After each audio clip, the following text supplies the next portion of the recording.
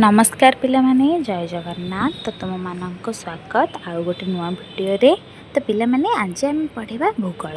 भूगोलर प्रथम पाठ जार नाम हूँ संबल।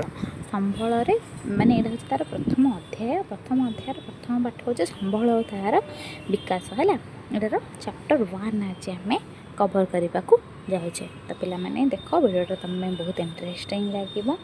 तो इंटरेस्टिंग लगिले चैनल को लाइक करिवो, शेयर करिवो, आउ सब्सक्राइब करनबो। आउ तुम माननकु जहाँ किसी भी डाउट हुए तुम मते कमेंट सेक्शन रे पचारि दबो हैला।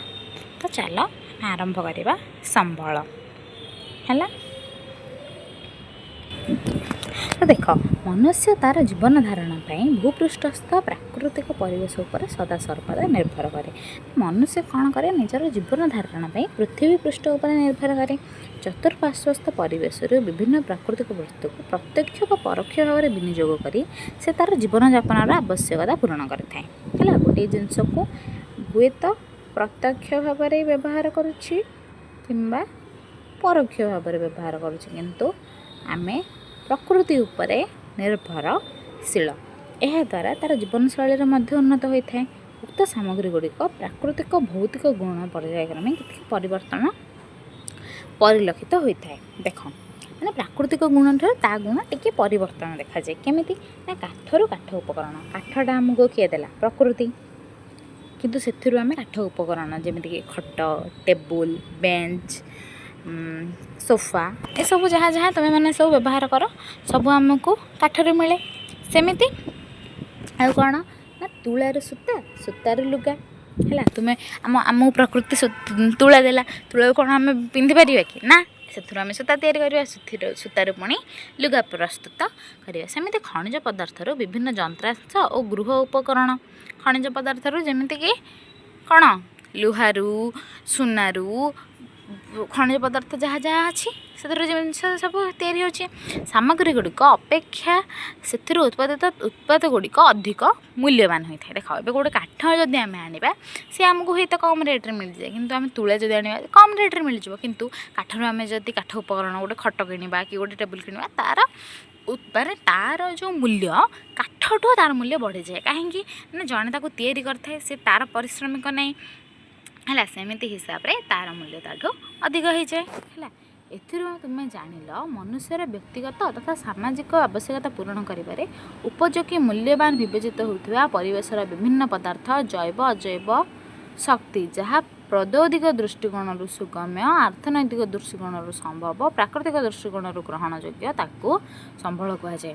एत बड़ डेफिनेशन केमी मन रहा, बहुत जल्दी मन रहा। देख बुझाऊँ मनुष्यर व्यक्तिगत तथा सामाजिक आवश्यकता पूरण करने एवं गोटे तुम खट आनिल से कौन हम ना तुम व्यक्तिगत आवश्यकता पूरण है। तुम खटे शोब कि सोफा आनिल सोफार शोब, किंतु गोटे स्कूल गोटे बेंच दरकार, टेबुल चेयर दरकार छुआ मैंने पाठ पढ़ाई।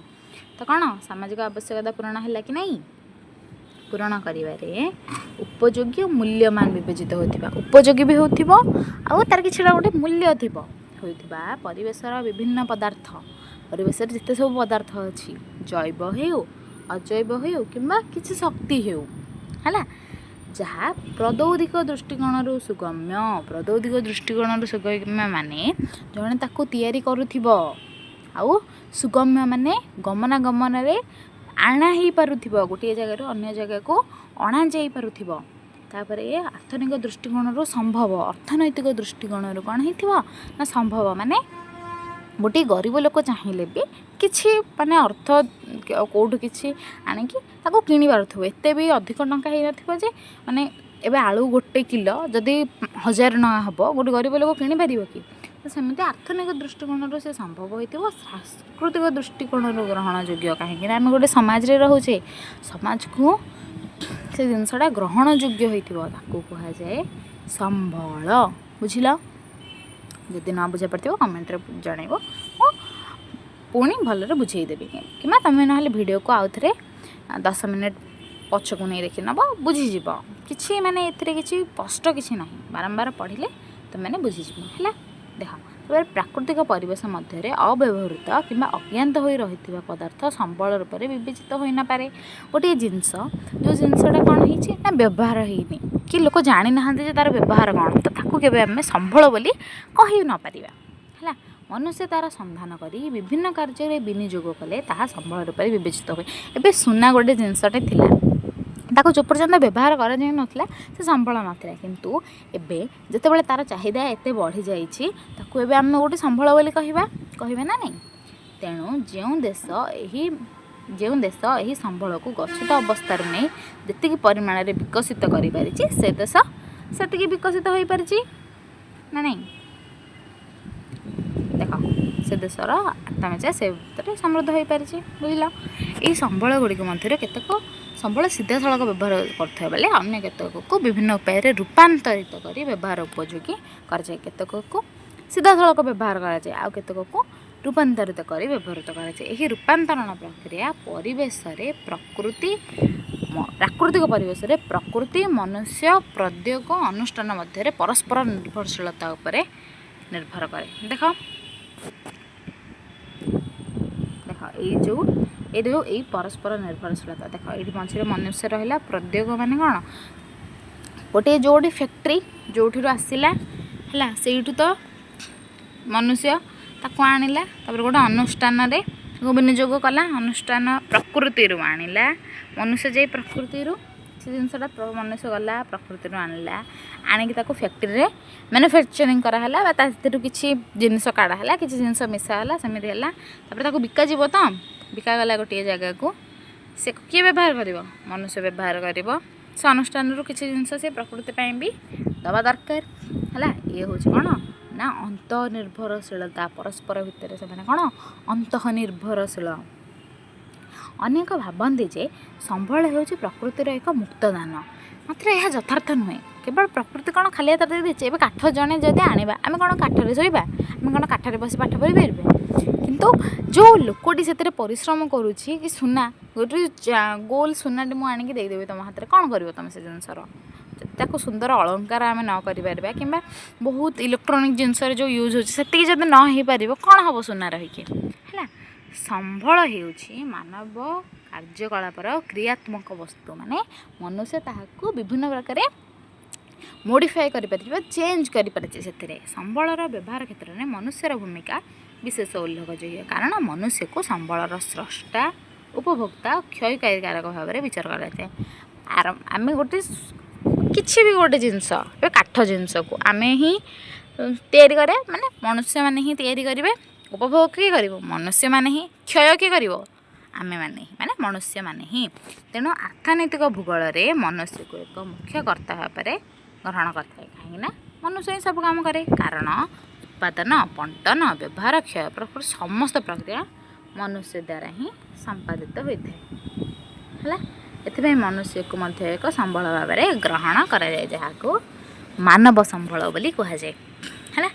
जेकोसी देशर जीवन धारणार मान उक्त देशर संबल और जनसंख्यार गुण आकार उपरे निर्भर करें। तेणु जो देशर सभ्यता व अर्थनैतिक विकास उक्त देशर जनसंख्या प्राकृतिक संबल और मनुष्य मानकर संबल व्यवहारकारी गुण उपर निर्भर करता है। संबल व्यवहारकारी गुण उपर निर्भर करता है। संबलर केतोटी विशेषत्व रही ना चारोटी है कौन कौन ना उपयोगिता संबल केते दूर उपयोग हो पारुछि उपयोगिता कार्य दक्षता केतिकी काम सी कर जदि आउ किए भल अच्छी आम ताकू व्यवहार करवा आउ जोड़ा व्यवहार हो पारुनी ताकू आम देखिबानी। तापर कौन सुलभता सुलभता माने केतिकी सुलभ सी माने मिली पारुछि कि नहीं जदि मिली पारुन तार व्यवहार तार उपयोगिता अच्छी कार्य दक्षता भी अच्छी किंतु से मिली पारुनी तो आम ताकू संबल बोली माने कौन संबल ताकू आम व्यवहार करिपारिबानी। तापर परिवर्तनशीलता माने टिके टिके टिके टिके से चेंज होथिबो है। तापर प्रथमतः संबल मनुष्यर व्यवहार उपयोगी होगा आवश्यक द्वितीयतः यह सुलभता थी आवश्यक तृतीयतः विभिन्न आवश्यकता पूरण करने सहायक होगा आवश्यक चतुर्थतः वैज्ञानिक उपाय यहाँ परिवर्तन करा जाई पारुथिबा आवश्यक है बुझिल। तो पे मैंने आज एतिकी थाउ आ परठू आम आउ गोटे भिडियो पढ़ा प्रकार भेद अनुसार संबल कौन कौन केते प्रकार से विषय रे आउ गोटे भिडियो मु नेक्स्ट पार्ट रे आनिबी सेठी आमे पढ़िबा। तो पिलामाने चैनल को तमे लाइक करिवो, शेयर करिवो सांग मानक सहित, आउ सब्सक्राइब मध्य करिनब हैला। तो हम रहुची आ गोटे नुआ भिडियो रे देखा हेबा। जय जगन्नाथ।